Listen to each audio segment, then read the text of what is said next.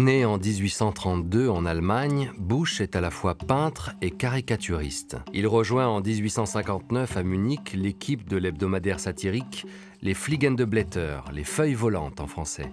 Doué d'un dessin très dynamique et d'un sens inné de la narration, Busch devient rapidement le chef de file de cette école.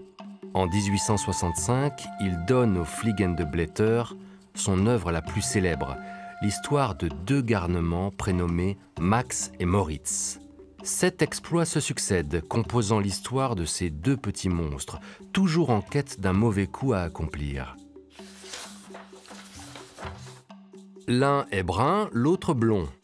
Il y a quelque chose d'inquiétant qui perce derrière l'apparente bonhomie de Max et Moritz. Au fil des histoires, ils révèlent le trait de caractère à la fois tendre et féroce de leur auteur Wilhelm Busch. Dans le deuxième exploit, nous les découvrons à l'action en train de voler des poulets rôtis sur le toit d'une maison.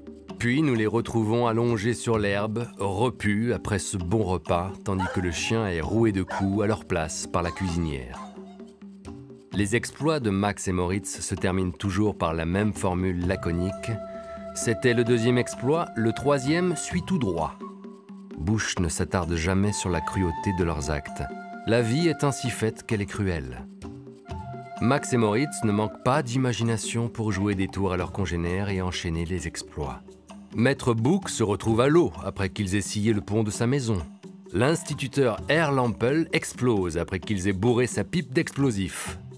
L'oncle Fritz, à cause d'eux, va passer une nuit pas piqué des hannetons.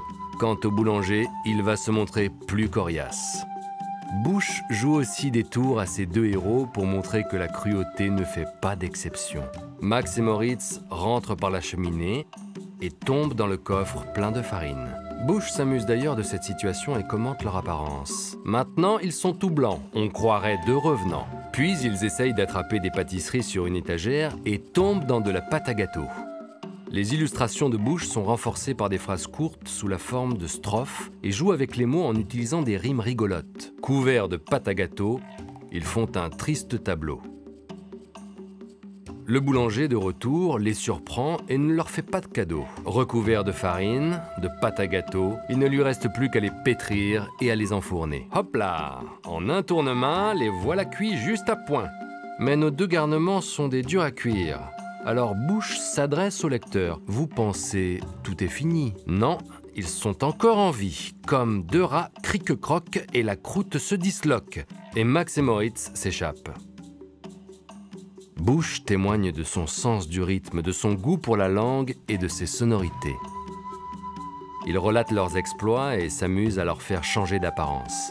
Comme l'a écrit Francis Lacassin, sous son crayon, les nez pointent et se retroussent, les mentons s'aiguisent, les yeux débordent de l'orbite, les cheveux se raidissent en couettes crasseuses. Dans la dernière histoire, le destin leur est fatal et ils finissent mangés par des canards. Une conclusion qui a pu être inspirée à Busch par un drame survenu dans son enfance, la noyade de sa sœur. Dans le paysage de la littérature dessinée du XIXe siècle, ce livre fait figure de best-seller absolu. Il n'aura été connu en France que tardivement grâce à la traduction de François Cavanin, parue à l'École des loisirs en 1978. Aujourd'hui encore, les deux garnements sont des figures familières à tous les petits Allemands et la ville de Hanovre a dédié un musée à Wilhelm Busch.